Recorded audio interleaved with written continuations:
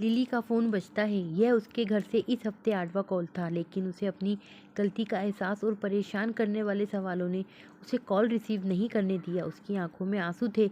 वह मन ही मन सोच रही थी कि इतने महीनों बाद मैं क्या कहूँ।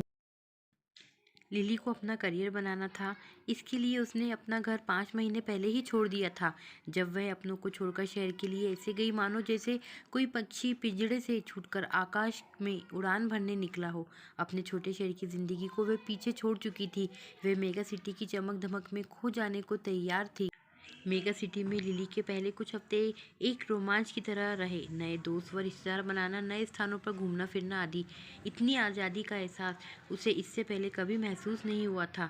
नए जीवन की शुरुआत करने की सोच उसके भीतर इस कदर हावी हो चुकी थी कि इस चाहत में उसने अपने पुराने जीवन से पूरी तरह से खुद को किनारा कर लिया था।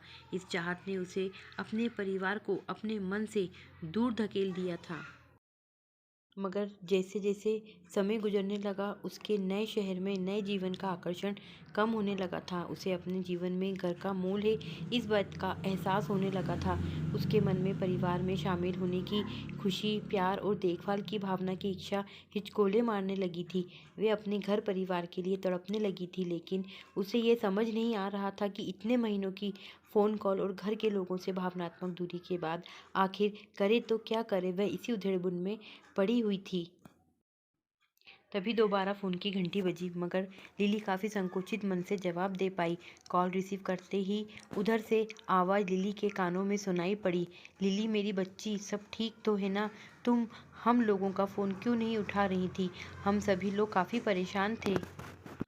लिली ने फ़ोन पर झिझकते हुए कहा, पापा मुझे आप सभी की बहुत याद आती है। क्या मैं कुछ दिनों के लिए घर आ सकती हूँ? बिल्कुल, ये तुम्हारा ही तो घर है। मैं इस हफ्ते के अंत में तुम्हें लेने आ जाऊँगा। यह सुनकर तुम्हारी माँ भी खुशी से झूम उठेगी, लिली के पिता ने जवाब दिया।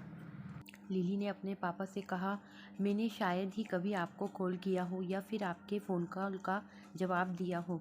मैंने आपसे हमेशा बहाना बनाकर बोल देती थी कि मैं व्यस्त हूँ, जबकि मैं खाली रहती थी। मुझे बहुत ख़राब लग रहा है। ऐसा मत सोचो, हम आपसे नाराज़ नहीं हैं, बल्कि हम सभी को आप पर गर्व है, क्योंकि हर माता पिता अपने बच्चों के लिए यही करते हैं, लिली के पिता ने जवाब दिया। जब उसने अपने पिता की आवाज़ सुनी तो उसे दिलासा हुआ। वह अपने पूरे परिवार के साथ रहने के लिए तरस रही थी, जो उसे बेइंतहा प्यार करते थे, भले ही वे कहीं भी क्यों न रहे या उसने कुछ क्यों न कर दिया हो। हर स्थिति में वह घर की लाडली थी।